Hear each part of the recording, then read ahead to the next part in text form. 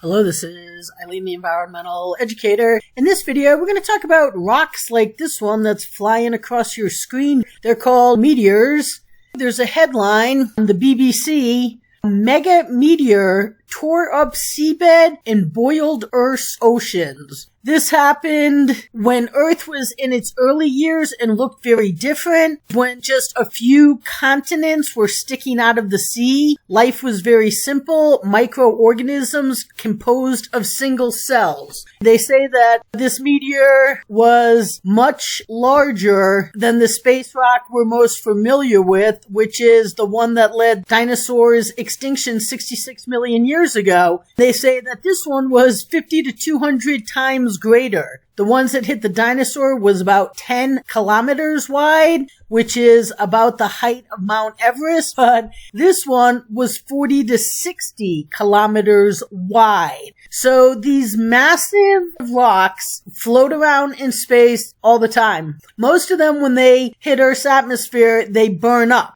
But many of them get through, and a massive meteorite gets through Earth's atmosphere and then hits Earth and boiled oceans. This was on PNAS. If you get down to the bottom of this BBC article, it says the findings are published in the scientific journal PNAS. If you go to PNAS, here's their website. Just a little ways down, it says PNAS is one of the world's most cited and comprehensive multidisciplinary scientific journals. This was a study that was published on October 21st. It's headlined, "Effect of Giant Meteorite Impact on Paleoarchean Surface Environments and Life." They say that giant meteor impacts during Earth's early history likely had significant effects on early life. We studied the effects on Earth's surface and life of a Paleoarchean impact of 50 to 200 times larger than the one that killed the dinosaurs. The impact caused a tsunami, partial ocean evaporation, and darkness that likely harmed shallow microbes in the short term, while life in the deeper ocean was less impacted. The impact also released phosphorus into the environment, and the tsunami brought iron-rich deep water to the surface.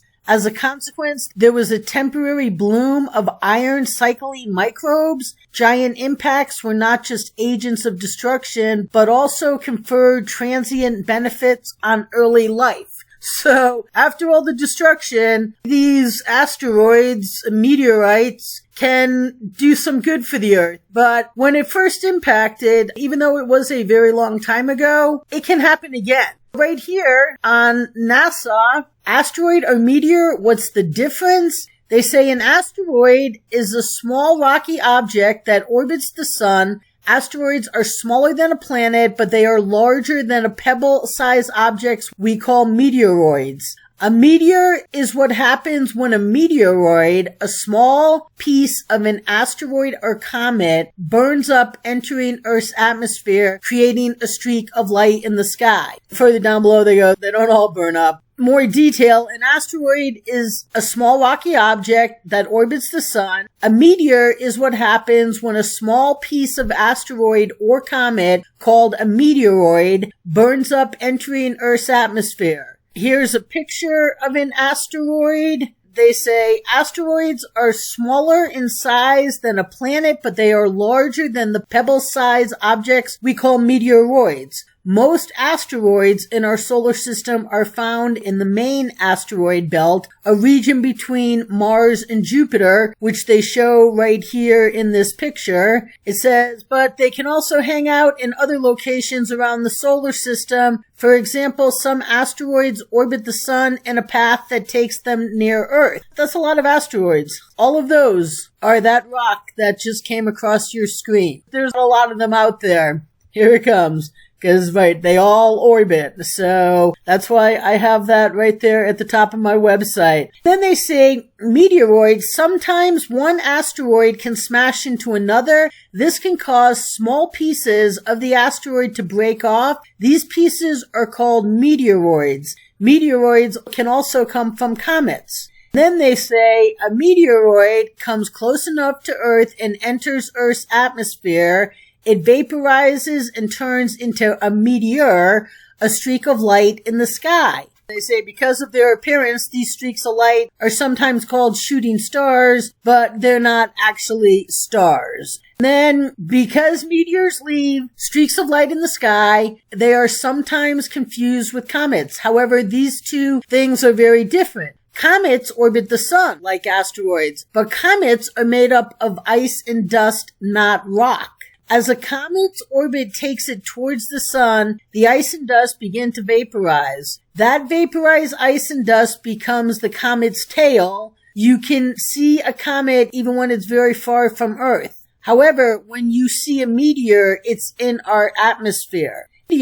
Sometimes meteoroids don't vaporize completely in the atmosphere. In fact, sometimes they survive their trip through Earth's atmosphere and land on Earth's surface. Land. That's the first time I ever heard impact called land, so that's kind of funny. When they land on Earth, they're called meteorites. Here's a meteorite in Sudan's Nubian desert. They're all over the earth. Because look at this large belt right here. There's a big supply of these rocks that are constantly bombarding Earth. We just never hear about it because the atmosphere burns up most of them. This article says that this meteorite that we're talking about smashed into Earth when our planet was in its infancy 3 billion years ago. It says here that the team that found this evidence, the massive asteroid impacts did not only bring destruction to Earth, they helped early life thrive. It says the team also found evidence that massive asteroid impacts did not only bring destruction to Earth, they helped early life thrive.